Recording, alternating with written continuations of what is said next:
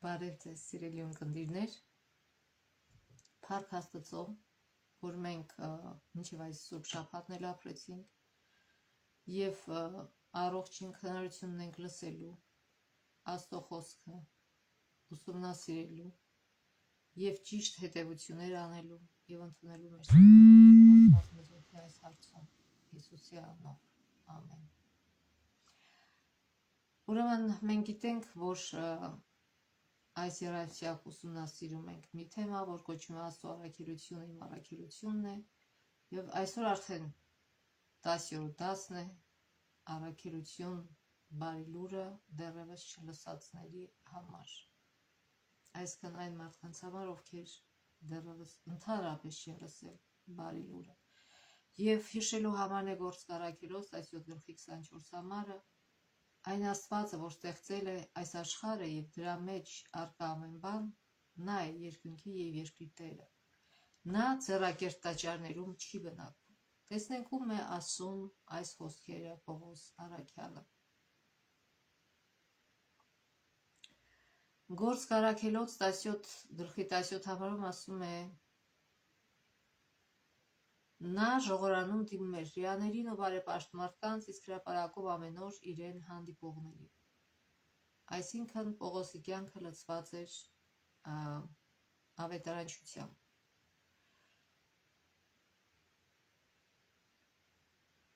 Իհարկե Պողոսի համար ավելի հեշտ էր աշխատել հրեաների համար, որտեղ ինքը նույնպես հրեա էր եւ նրանք ունեին նույն հիմքը եւ այդ հիմքի վրա ինքը կարող էր կառուցել իր խոսքը եւ դժվար չէր իրեն իր նյութը մեկնաբանել մարդկանց։ Բայց ուրիշ բան է, երբ որ դու ուզում ես խոսել մի մարդու հետ, որի հիմքը բոլորովին տարբեր է եւ միգուցե ընդհանրապես հիմքեր չունի, կամ պետք է իմանաս ինչ հիմքի վրա է այդ մարդը, որպեսզի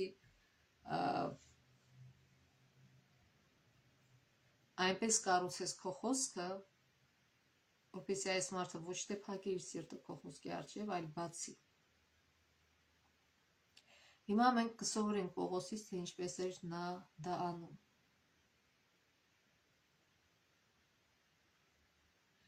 Ուրեմն Աթենքը,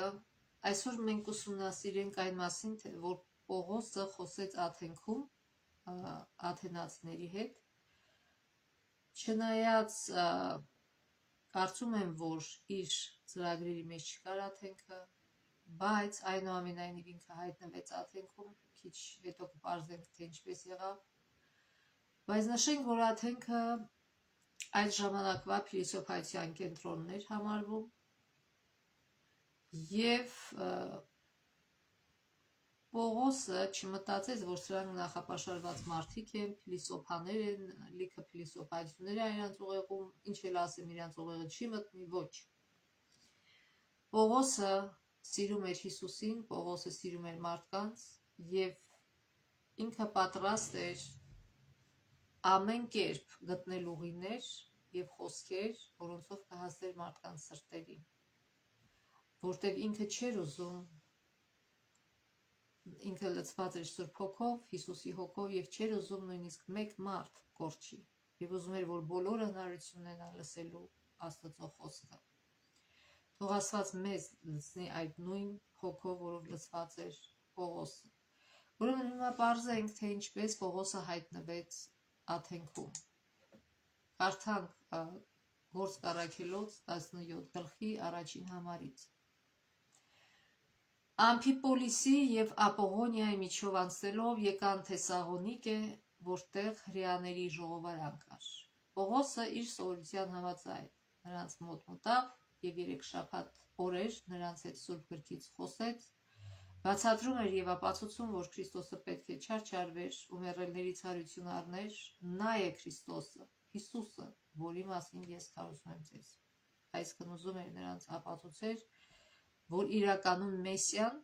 որին նրանք դեռ սպասում են, արդեն եկել է եւ արդեն խաչվել է եւ հարություն եղել եւ որ դա Քրիստոսն է։ Նրանցից ոմանք հավատացին և միացան Պողոսին ու Շիղային, ինչպես նաև բազում աստվածավախ հույներ և թվով ոչ պակաս երևելի կանայք, իսկ հրեաները նախանձեցին ու հրապարակներում թափառող մի քանի անպիտան մարդկանց հավաքելով ու ամբոխի վերածելով քաղաքը տակնուվրա և Յասոնի տան վրա հարձակվելով ուզում էին նրանց հրապարակ տանել։ Ուրեմն այն հրեաները, որոնք չհավատացին, իրանք չէին ուզում, որ մյուսներն էլ հավատային և ուզում էին ամեն ձևով խոչընդոտել Պողոսի գործը և ուրեմն նման քայլերի դիմեցին և Յասոնը այն մարդն էր, որ ընդունել էր քրիստոնյաներին իր տան մեջ։ 6-րդ համարը ասում է. «Եվ երբ նրանց այնտեղ չգտան, Յասոնին ու եղբայրներից ոմանց քարշ տվեցին քաղաքի իշխանների մոտ, աղաղակելով. սրանք, որ աշխարհը տակնուվրա են արել, այստեղ էլ են հասել։ Յասոնը նրանց ընդունել է, սրանք բոլորը կայսեր հրամաներին հակառակ են գործում, ասելով, որ մեկ ուրիշ թագավոր կա, Հիսուսը։ Եվ վրդովեցրին ժողովրդին ու քաղաքի իշխաններին, որոնք լսում էին այս բաները։ Այսքան նույն ձեռագրով են գնում, ինչ որ արեցին, երբ որ Հիսուսին որոշեցին մատնել մահվան։ Սակայն Յասոնից և ուրիշներից երաշխիք ստանալով նրանց արձակեցին։ Բայց եղբայրները Պողոսին ու Շիղային գիշերով շտապ ճանապարհ դրեցին դեպի Բերիա, որոնք այնտեղ հասնելուն պես հրեաների ժողովարան գնացին, այսինքն չվախեցան այս ամբողջ պատմությունից և հալածանքներից, այլ անմիջապես գնացին ժողովարան։ Սրանք, որ ավելի ազնիվ էին, քան Թեսաղոնիկեում եղողները, խոսքն ամենայն հոժարությամբ ընդունեցին և ամեն օր քննում էին Սուրբ Գիրքը, տեսնելու թե արդյոք դա այդպես է։ Ուրեմն տեսեք, երբ որ միտեղ չեն ընդունում ձեզ, ասենք այսպես, մեծավասությունը, որտեղ որոշ մարդիկ ընդունեցին, պետք չէ մտածել, որ ուրեմն պետք չէ գնալ նման տեղեր, մարդիկ նախապաշարված են այդտեղ և չեն լսում։ Ոչ։ Տեսեք, սինագոգից սինագոգ տարբեր էր։ Չնայած Թեսաղոնիկի սինագոգում չուզեցին լսել, շատ քչերը ընդունեցին, նաև շատ հույներ, բայց Բերիայում ասում է, որ իրանք խոհեմ էին և մերժելուց առաջ, այսինքն չմերժեցին Պողոսի խոսքը և կուրորին էլ չհավատացին, այլ որոշեցին ուսումնասիրել Սուրբ Խոսքը և պարզել իրոք այս մարդը ճիշտ է ասում, թե ոչ։ Ասում է, որ ամենայն հոժարությամբ ուտեցին և ամեն օր քննում էին Սուրբ Գիրքը, տեսնելու թե արդյոք դա այդպես է։ Արդ նրանցից շատերը հավատացին և տեսան Աստվածաշնչի, որ իրոք այդպես է, ինչպես նաև թվով ոչ պակաս հույն երևելի կանայք ու տղամարդիկ։ Բայց երբ Թեսաղոնիկեի հրեաներն իմացան, որ Բերիայում ևս Պողոսի կողմից Աստծո խոսքը հռչակվեց, այնտեղ էլ եկան ժողովրդին հրահրելու և խռովություն առաջացնելու։ Այսինքն սատանան չէր հանգստանում։ Սատանային դուր չեկավ, որ Բերիայում նման պատրաստակամությամբ և խոհեմությամբ ուսումնասիրում էին և ընդունում էին ճշմարտությունը և որոշեց խանգարել և Թեսաղոնիկեի իրեն ծառայող, այսպես ասենք, մարդկանց ուղարկեց, որպեսզի այստեղ էլ խոչընդոտեն ավետարանչությանը։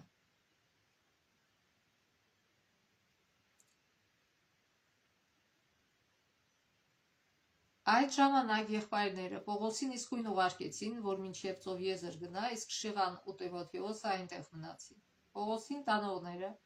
նրան հասցրին մինչև Աթենք և հրահանգստացան, որ Շիղային ու Տիմոթեոսին ուղղված պատվերը նրանց փոխանցելուց հետո իսկույն նրա մոտ վերադառնան։ Ուրեմն մենք տեսանք, ինչպես Պողոսը հայտնվեց Աթենքում, և չնայած ինքը չէր ծրագրել, բայց փաստորեն դա մտնում էր Աստծո ծրագրերի մեջ, և Աստված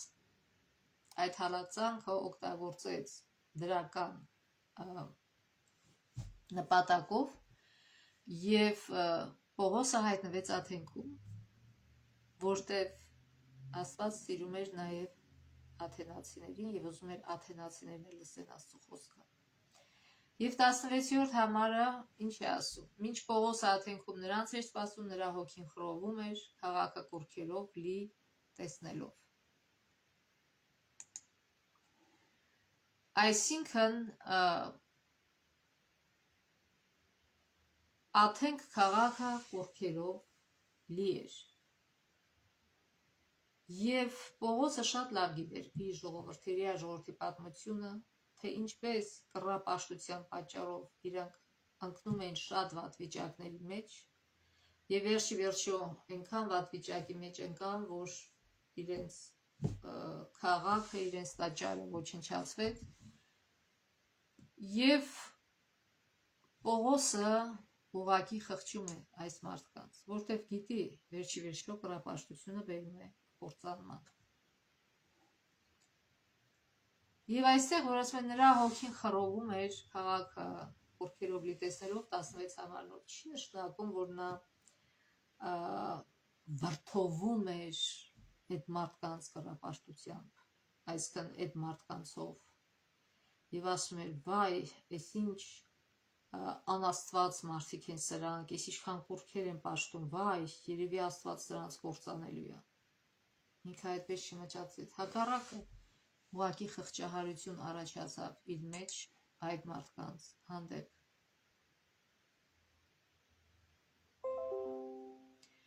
Ինքը կարեկցում էր աթենացիներին, որտեղ եթե իրենք չիմանային ճշմարտությունը, իրենք այդպես էլ իրենց մեղքերի մեջ պիտի մեռնեին։ Բայց Աստված ուզում է հավասար հնարավորություն տա բոլոր մարդկանց, անկախ ամեն ինչից, որպեսզի յուրաքանչյուր մարդ լսի ճշմարտությունը եւ հնարավորություն ունենա ընտրություն անելու։ Եվ այսօր մեր քաղաքները եւս լի են կուռքերով, դրանք նման չեն իհարկե Աթենքի կուռքերին, դրանք տարբեր են, ոմանց համար փողն է կուռք, ոմանց համար իրենց երեխան է կուռք, ոմանց համար իրենց կինը, ոմանց համար իրենց ամուսինը, ոմանց համար իրենց տունը, ոմանց համար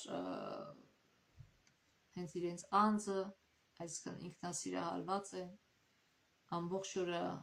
մտածում են, թե ինչպես անեն, որպեսզի ուրիշները հիանան իրենցով, այսինքն տարբեր տեսակի կուռքեր կան։ Եվ իհարկե փառքը,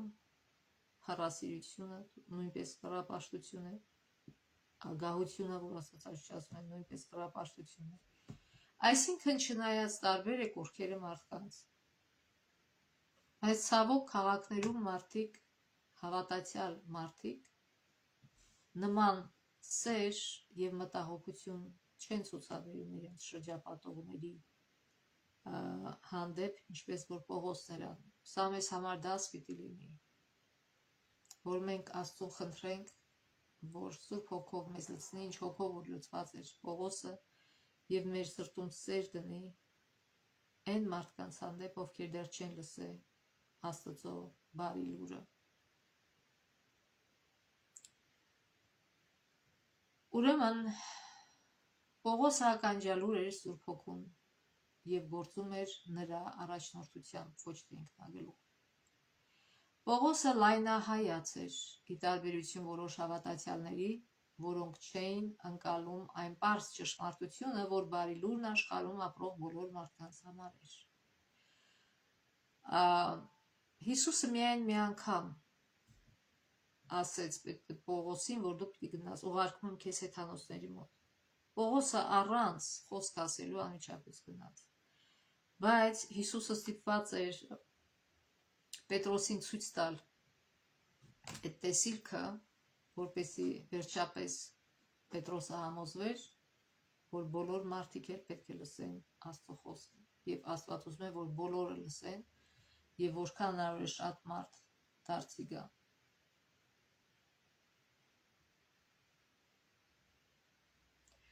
Պողոսը քաջ գիտակցում էր, որ Աստված կամենում էր նաև աթենացիների փրկությունը։ Նա հասկանում էր, որ համաշխարհային առաքելության գաղափարը նշանակում էր բարի լուրը հասցնել նրանց, ովքեր այդ մասին դեռ բացարձակապես ոչինչ չգիտեին։ ներառյալ կռապաշտ հեթանոսները և փիլիսոփաները, որոնց կարելի էր անընդհատ հանդիպել Աթենքի փողոցներում։ Եվ ուրեմն Պողոսը Աթենքում չմտածեց, բայ ես հոգնել եմ, իսկան հալածեցին ինձի, ես էլ հնարավորություն ամ մի քիչ դադար առնեմ հանգստանամ, չէ։ Ինքը մտահոգված էր մարդկանց ճակատագրով և նույն մտահոգությունը պետք է լինի մեր մոտ, որպեսզի որքան հնարավոր է մարդկանց ասենք, որտեղ հնարավոր է, որ այդ մարդիկ, եթե մենք չասենք, ընդհանրապես էլ հնարավորություն չունենան Աստծո խոսքը լսելու որևիցե մեկ ուրիշից։ Ուրեմն Պողոսը հանգիստ չնստեց, չորոշեց հանգստանալ Աթենքում, մինչև որ Շիղան և մյուսը գան, Տիմոթեոսը, այլ ինչ արեց։ Պողոսը հաճախ գնում էր շուկա, որտեղ ամենայն հավանականությամբ հույս ուներ հանդիպելու այդ մարդկանց։ Կարելի է ասել, որ նա ստեղծեց առաջին համաշխարհային առաքելության ուսումնական կենտրոնը, դրան ծառայեցնելով շուկան, ուսումնասիրելու և փորձարկելու հեթանոսների սրտերն ու մտքերին դիպչելու եղանակները։ Պողոսը գիտեր, որ աթենացիների մոտեցումը լիովին տարբեր է հրեաների մոտեցումից, որտեղ նրանց աշխարհայացքը լիովին տարբեր իրենք հեթանոս էին։ Եվ հետևաբար իր մոտեցումն էլ պետք է տարբեր լիներ։ Նա չպետք է նույն մոտեցումով ելույթ ունենար հեթանոսների առջև, որոնք ընդհանրապես չէին լսել ճշմարտությունը, այլ սրանց հանդեպ բոլորովին այլ մոտեցում պիտի լիներ։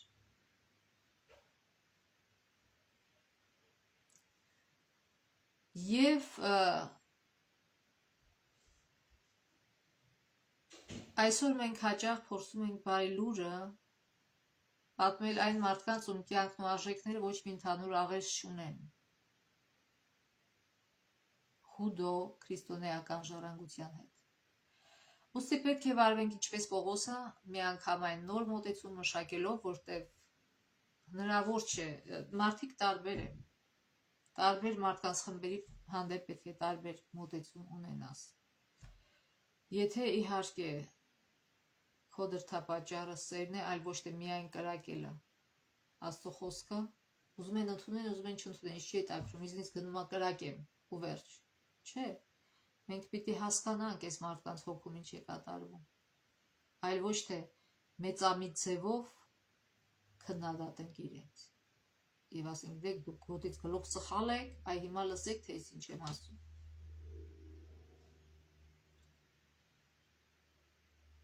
Եվ կարևոր դասը, որ մենք քաղում ենք այստեղից, այն էր, որ Պողոսը կատարում էր Աստծուց իրեն տրված հանձնարարությունը, քարոզում էր ավետարանը ամեն տեղ, ուր գնում էր։ Եվ նույնը ինքը արեց Աթենքում։ Շարունակենք կարդալ 17 գլուխը, 17 համարից մինչև 21 համարը։ Նա ժողովրանում դիմում էր հրեաներին ու բարեպաշտ մարդկանց, իսկ հրապարակում ամեն օր իրեն հանդիպողներին Էպիկուրյան ու ստոիկյան փիլիսոփաներից ոմանք վիճաբանում էին նրա հետ, իսկ ոմանք ասում էին այս դատարկախոսն ինչ է ուզում ասել, իսկ ուրիշներն էլ երևում է ինչ որ օտարաստվածների քարոզիչ է, որովհետև Հիսուսին եւ հարություն էր քարոզում։ Եվ նրան վերցրին տարան Արիսպագոսի առաջ, ասելով. կարող ենք իմանալ, թե քո այդ քարոզած նոր վարդապետություն ինչ է, որտեղ մեր ականջներին օտարոտի բաներ ես մատուցում, արդ ուզում ենք իմանալ, թե դրանք ինչ են ուզում ասել, քանի որ բոլոր աթենացիներն ու այնտեղ ապրող օտարներն այլ բանով չէին զբաղվում, քան միայն մի ավելի նոր խոսք ասելով կամ լսելով։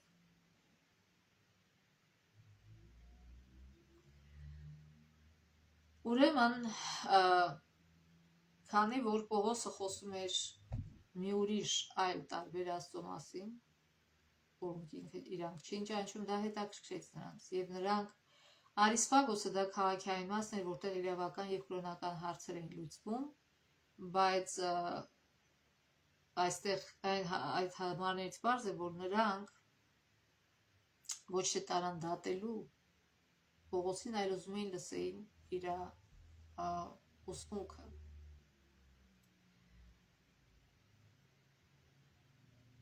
Եվ ուրեմն սրանք հետաքրքրվող մարդիկ էին։ Իրանք սիրում էին տարբեր փիլիսոփայություններ լսել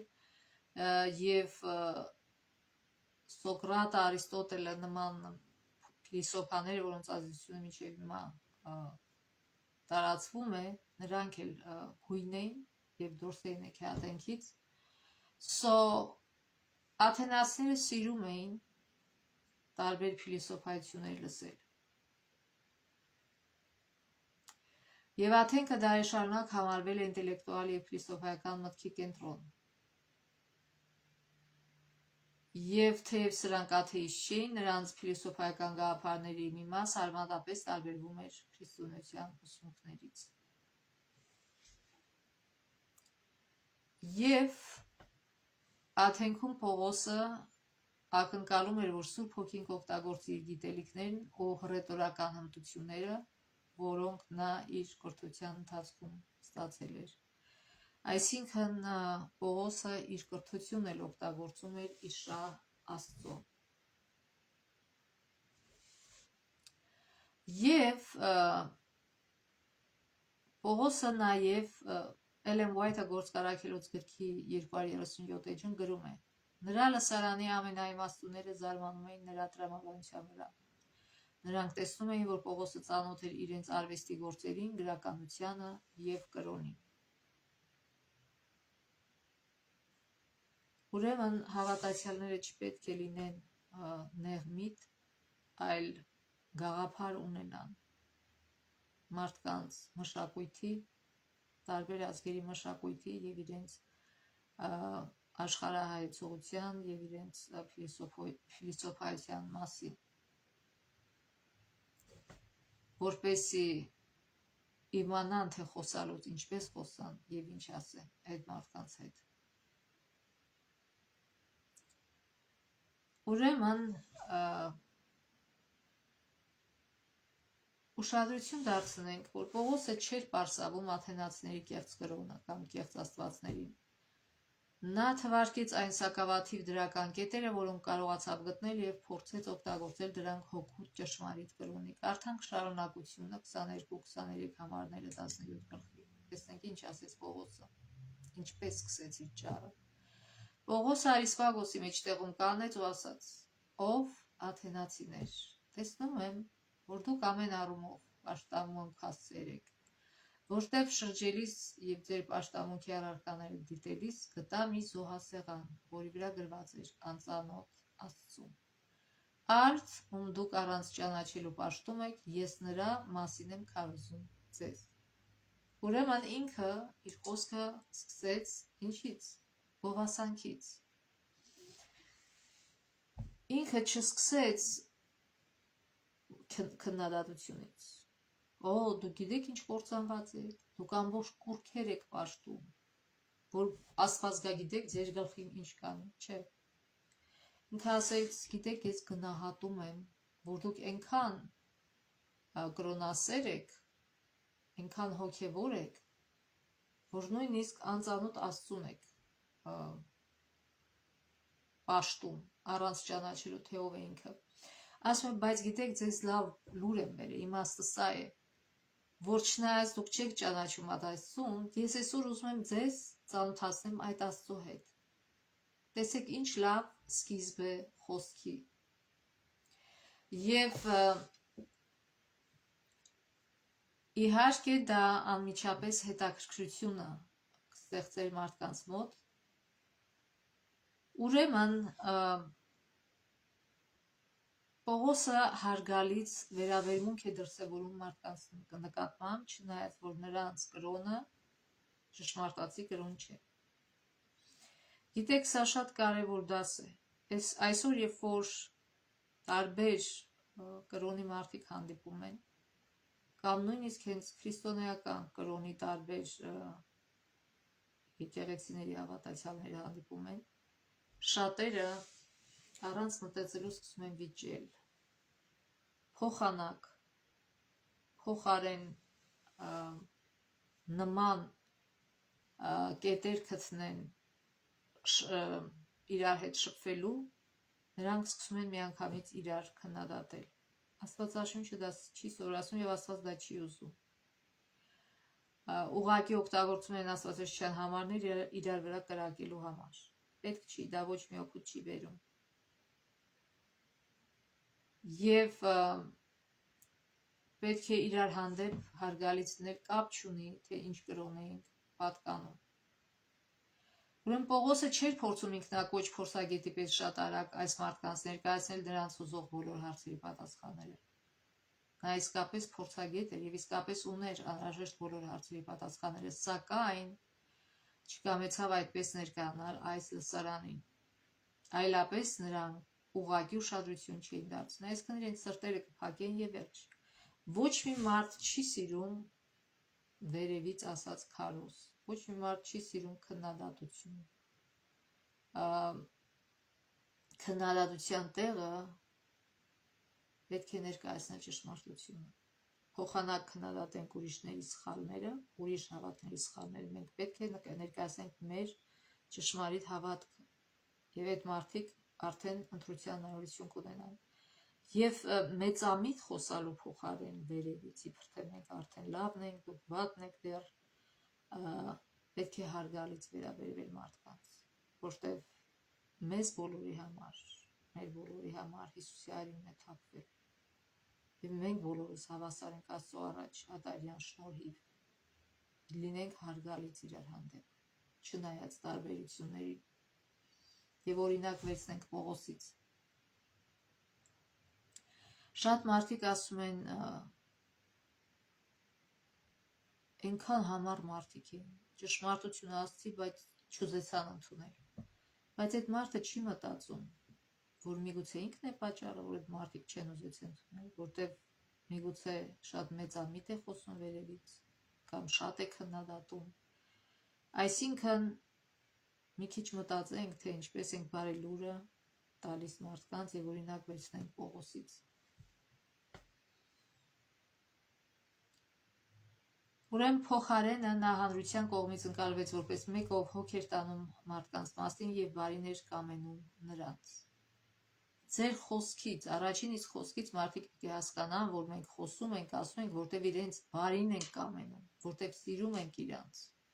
որտեվ հոգ ենք տանում իրենց մասին, իրենց փրկության մասին։ Այլ ոչ թե ուզում ենք պատժիչի դեր խաղալ, թե Աստված կգա, կպատժի ձեզ եւ այլն։ Պողոսը կառչեց անծանոթ Աստծուն մակագրությունից եւ օգտագործեց այն որպես ընդհանուր թեմա այս մարդկանց հետ զրուցելիս։ Նրանցից շատերը հավատում էին Աստծուն, ինչը հիանալի սկիզբ էր իր ուզած թեմային անցնելու համար, քանի որ այն ժամանակներում շատ շատերը պարզապես հերքում էին ցանկացած Աստծո գոյություն։ Նա չէր ծաղրում անծանոթ Աստծուն զոհասեղան կառուցելու գաղափարը։ Չէր ասում, որ դուք չեք ճանաչում, բա ինչ եք սեղան սարքել։ Նո, իր խոսքի մեջ ոչ մեծամտություն կար, ոչ ծաղրանք կար, ոչ էլ քննադատություն։ Նա ընդամենը սիրով ներկայացնում էր ճշմարտությունը։ Ընդհակառակը գնահատում եւ հիանում էր այն մարդկանցով, որոնք այնքան են կարևորում հոգեվոր հարցերը, որ ջանք ու ծախսեր են անում երկրպագելու մի Աստծո, որին անգամ չէին ճանաչում, չկամենալով հանկարծ որևէ կարևոր բան բաց թողնել։ Նրանք մոլորված էին, անշուշտ, սակայն կարևորն այն էր, որ անգամ այս մոլորության մեջ նրանք հավատարիմ էին եւ հենց նման հոգիները բաց էին Սուրբ Հոգու աշխատանքի համար, որտեղ իրանց մեջ ծարավ կա ճշմարտության համար։ Եվ ուրեմն Պողոսը գտել էր արդեն խոսակցության ընդհանուր թեմա, որը կշարժեր նրանց հետաքրքրությունը։ Հիմա կարդանք հաջորդ համարները։ Ուրեմն տեսանք, որ Պողոսին հաջողվեց գրավել Աթենքի մտածողների ուշադրությունը եւ դրանից հետո նա իր ընկերների հայացքը ուղղեց դեպի երկնքի Աստված, այսինքն հենց դեպի այդ անծանոթ արարիչ ստեղծիչ Աստծուն։ Կարդանք 17 գլխի, այսինքն Գործ Առաքելոց 17 գլխի, շարունակենք կարդալ 24 համարից մինչև 27 համարը։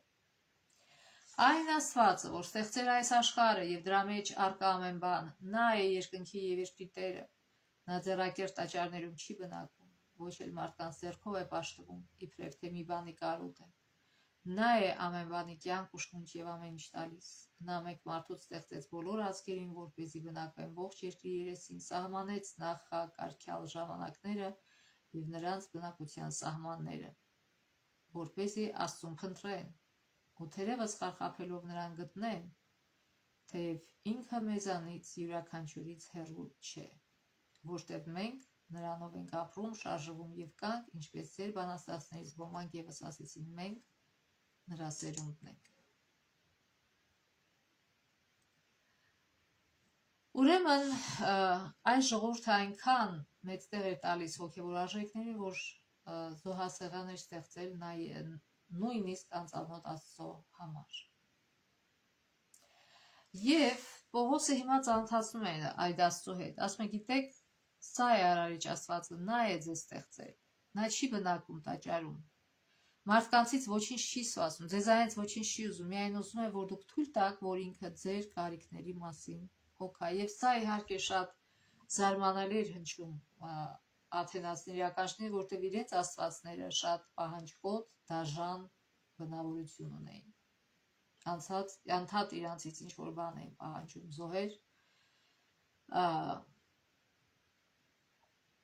եւ այստեղ Պողոս իրենց ցույց տվեց միայն Աստծո, որ սիրով լցված Աստված է եւ իրենց սիրում է։ Եվ դա շատ զարմանալի գաղափար էր իրենց համար։ Եվ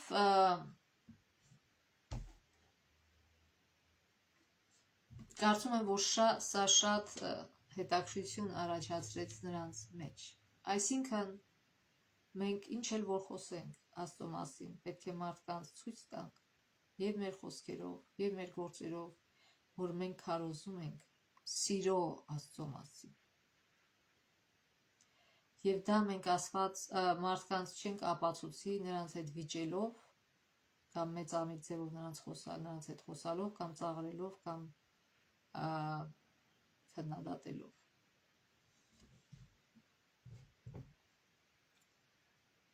Եվ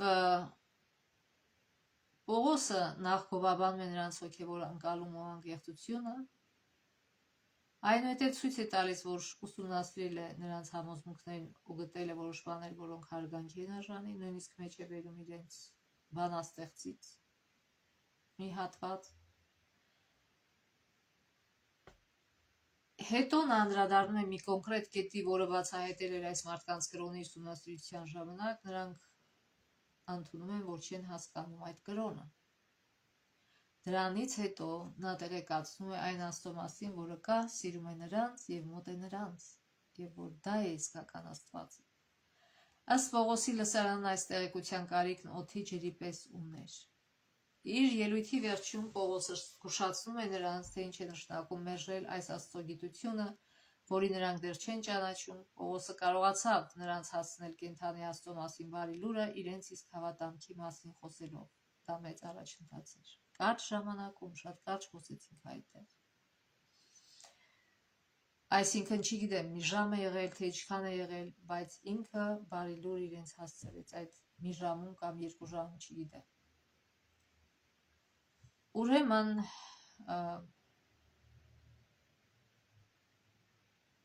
շարունակենք արդար 24 համարից,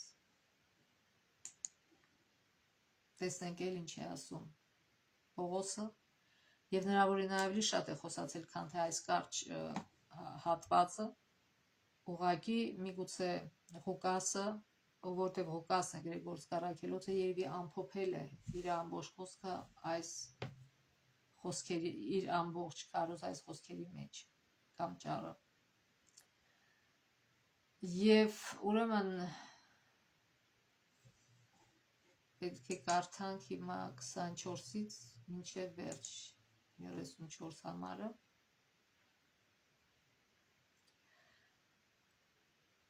Այն Աստվածը, որ ստեղծել է այս աշխարհը եւ դրա մեջ առկա ամեն բան, նա է երկնքի եւ երկրի Տերը, նա ձեռակերտ տաճարներում չի բնակվում, ոչ էլ մարդկանց ձեռքով է պաշտվում, իբրև թե մի բանի կարոտ է, Նա է ամեն բանի կյանք ու շունչ եւ ամեն ինչ տալիս։ Նա մեկ մարդուց ստեղծեց բոլոր ազգերին, որպեսզի բնակվեն ողջ երկրի երեսին, սահմանեց նախակարգյալ ժամանակները եւ նրանց բնակության սահմանները, որպեսզի Աստծուն փնտրեն ու թերևս խարխափելով նրան գտնեն, թեև ինքը մեզնից յուրաքանչյուրից հեռու չէ։ Ուզում է ասել, Աստված կանած է ձեր կողքը, սպասում է, թե երբ պիտի իրեն ընդունեք ձեր սրտի մեջ եւ թույլ տաք, որ ինքը հոգա ձեր մասին։ Որտեղ մենք նրանով ենք ապրում, շարժվում եւ կանք, ինչպես ձեր բանաստեղծներից ոմանք եւս ասացին, մենք նրա սերունդն ենք։ Արդ, քանի որ Աստծո սերունդն ենք, չպետք է կարծենք, թե Աստվածայինը նման է մարդու արվեստով ու երևակայությամբ քանդակված ոսկու կամ արծաթի կամ քարի։ Տեսեք, ինքը ոչ թե ուղղակի քննադատում է իրենց կողքերը, այլ ուզում է հասկացնել այս կողքերը դուք եք ստեղծել եւ այն Աստծու մասին, որ ես խոսում եմ, չեք կարող իր նմանակությունը ստեղծել այս քանդակներով, բայց Աստված այն գիտության ժամանակներն անտեսելով, այսինքն ինքը չի ջղայնանում ձեր վրա, որ դուք դեռ չեք ճանաչում իրեն, այժմ մարդկանց պատվիրում է, որ ամեն ոք ամենտեղ ապաշխարի։ Ինքը մինչև հիմա չի մեղադրում ձեզ, որ մինչև հիմա իրան չեք ճանաչում, հնարավորություն չեք ունեցել, ինչ որ լսել եք, դա եք իմացել։ Բայց հիմա, երբ որ իմացաք, Աստված ձեզ կոչ է անում, որ ապաշխարեք։ Որովհետև նա սահմանել է մի օր, երբ արդարության պետք է դատի աշխարհն այն մարդու միջոցով, որին նա ընտրել է եւ որով նա հավաստիացրեց բոլորին, նրան մեռելներից հարություն տալով։ Այսինքն Հիսուսի մասին է խոսում Պողոս այստեղ։ Երբ մեռելների հարության մասին լսեցին, ոմանք ծաղրեցին, ոմանք էլ ասացին, այդ մասին քեզանից մեկ ուրիշ անգամ կլսենք։ Եվ այսպես Պողոսը նրանց միջից դուրս ելավ, այնուամենայնիվ ոմանք նրան միանալով հավատացին, դրանցից էին Դիոնիսիոս Արիսպագացին ու Դամարիս անունով մի կին եւ նրանց հետ ուրիշները եւս, այսքան կարևոր մարդիկ էլ լսեցին եւ դարձի եկան։ Ուրեմն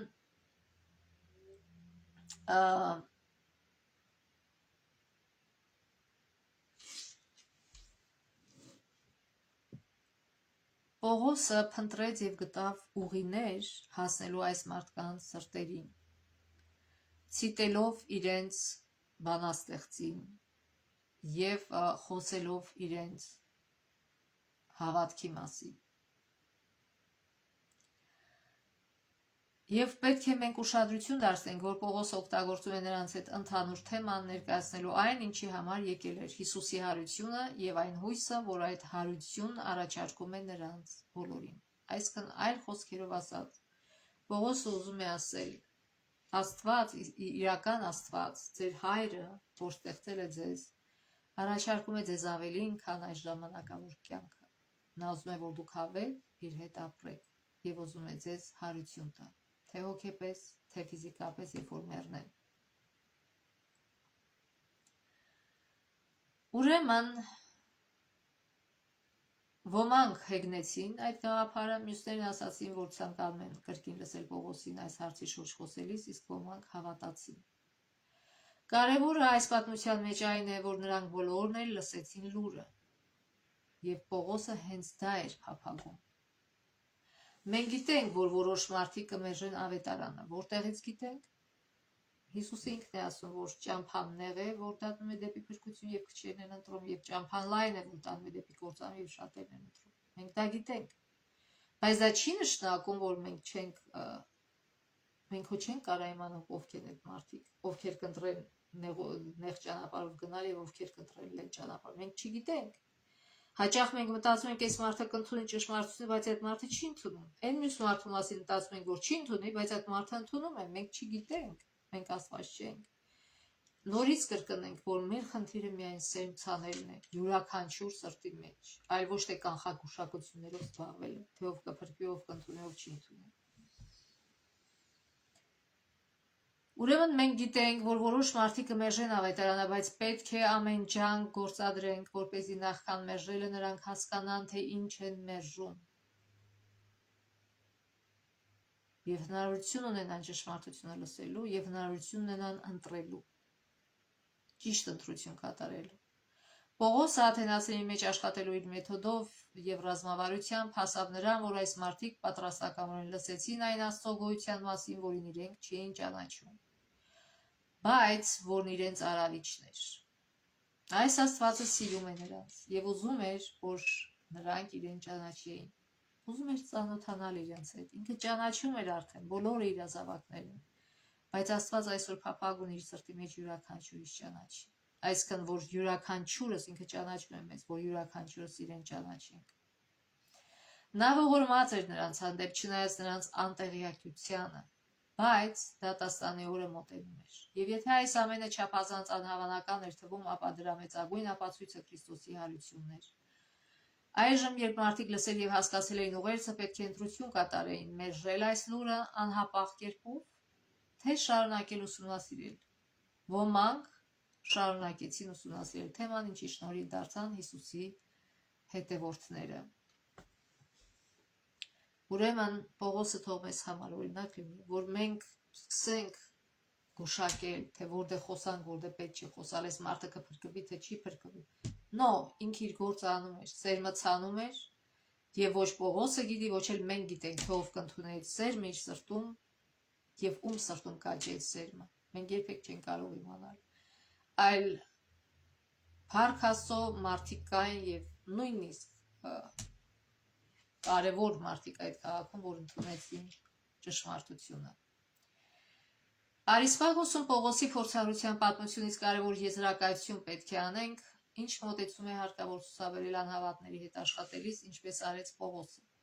Դրա շնորհիվ էր, որ հավատացյալների փոքր խումբ կազմավորվեց Աթենքում։ Դրա համար, երբ որ աթեիստների հետ խոսում ենք, ոչ թե պետք է ապացուցենք, որ իրենք սխալ են, այլ պետք է ուղղակի ներկայացնենք ճշմարտությունը։ Այդքանը։ Եվ մնացածը արդեն իրենց ընտրությունն է։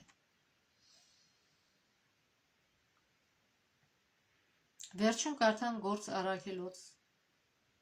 Էլեն Ուայթի Գործ Առաքելոց գրքից էջ 240-241